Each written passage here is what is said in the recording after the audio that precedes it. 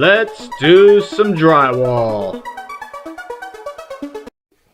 Whoa, look at this kitchen backsplash. They removed the cabinets, demoed out the tile, and look at the damage they did to these walls. So they're calling a drywall in.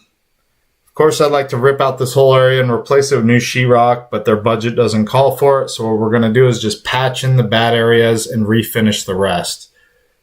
First, I like to go through them, put down tarps, plastic, whatever it takes to catch all your demo. Square off the areas. Use a 1x2, 2x4, a level, T-square, anything, a straight edge. Pencil off your areas. We always want to cut out the areas nice and square, like a 1x1, 1x2, 2x4, etc., etc. Making it nice and square because our new sheetrock is square. It's not round, so we put in square pieces of sheetrock. Get everything cleaned up. Pencil the edges of your original studs. Get everything nice and square and cleaned up. Once you get everything squared up, you have to add backing. For backing, I like to use 1x2s. You can also add 1x2s, 2x4s, 2x6s, sheeting, whatever it takes, you need to add backing. This is pretty much the same process like any other video of mine of patching. It's just a larger patch job is all this is. So pretty much the same process. Add backing, pull your nails and your original studs, get everything ready for patching. Always add screws to your outside edges in any sheetrock patch jobs. This is to keep the old original sheetrock tightened down. Add backing. I always add backing on each side of patches. Add plenty of screws. I like to add screws every 1 to 2 inches on my backing. Basically just cutting out the sheetrock pieces. Like I said, I originally wanted to replace this whole area, but we're just going to patch it in. Take your measurements, just patch it in. It's easier to do what you can do, just small areas, because we are just going to tape and mud it. Cut out your boxes, get everything squared up, cut out. The piece is kind of tight, you cut it back with a razor blade, no big deal. Sometimes the prep work, getting the sheetrock installed is more work than the actual drywall process itself. Pencil your areas, take your measurements, your boxes. I like to measure the boxes, square boxes, and just write it on the wall. Cut it out, just mark it with level. Use a keyhole saw or whatever, level, straight edge, pencil it so you know where your square box is. You usually cut it out with a keyhole saw. Keyhole saws work the best.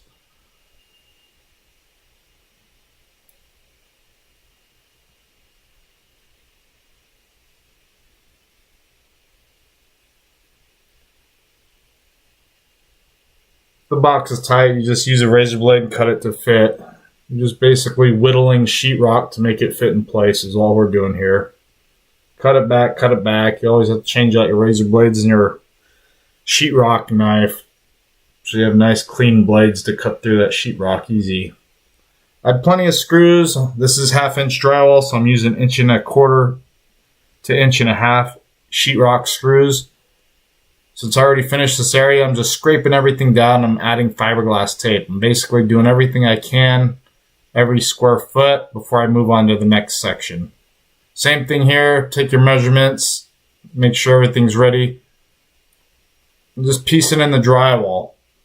Like I said, I originally like to do a big 4-foot section across here, a big belly band, but they didn't want to pay for that. So we're just piecing it in. Sometimes piecing it in is more tedious, but when it's all said and done, mudded in texture, it all looks the same. Add plenty of screws and all your patches. You don't want them to crack out, so we add plenty of screws. Go through and make sure everything's nice and tight. Add screws on your outside of your sheetrock. Same thing here, scrape all the edges with your 6-inch knife, get everything fiberglass. All the joints fiberglass, any holes, any gaps, fiberglass. Big gaps in the patches, you can double fiberglass. I always use fiberglass mesh tape on any repair work. This peeling paper, a lot of guys like to paint over this peeling paper, but sometimes you could just tape right over it because we're going to mud over it. I've seen a lot of YouTube videos, guys, that do all kinds of stuff with this paper that shows literally you just got to scrape it and put fiberglass. Now I'm just doing a first cut. I'm using a joint compound. This is a larger job, so I'm not going to use hot muds on this. I'm just going to do a first coat with regular joint compound.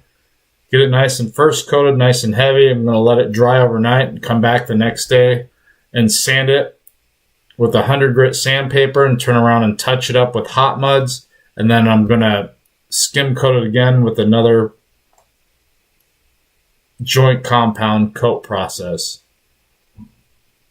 I'm just coating it nice and heavy. You don't want to put it too heavy. We don't want a big bulge on the wall, so we're just putting a nice uniform coat on it. I'm using a 12-inch knife and a 6-inch knife. These are always my go-to drywall knives. I know a lot of guys out there, mostly East Coast or other parts of the country, where they use a hawk and trowel. I live in Arizona, and the West Coast we use a pan and knife. Get it all nice and coated. Let this dry overnight. Usually takes overnight to dry. Come back the next day and sand it. This is the next day. I'm just sanding it with 100 grit sandpaper, just doing a quick pole sanding. We're not grinding it down. We're just taking off the lap marks and all the humps. I'm going through with a damp sponge and taking off some of the dust. And now I'm going to be touching it up with a 20-minute hot mud. I'm just hitting the bad gaps and stuff. Like I said, they're just going to end up covering this with cabinets and stuff, so it doesn't have to be perfect, but we're going to get it pretty perfect. Filling in all the deep stuff, any chatters. Just doing a nice fill. Just this area is pretty rough, so I'm doing a full coat, a 20-minute over this. This 20-minute hot mud, if you didn't want to use a hot mud, then you just have to second coat it, let the second coat process dry, and then maybe do a third coat.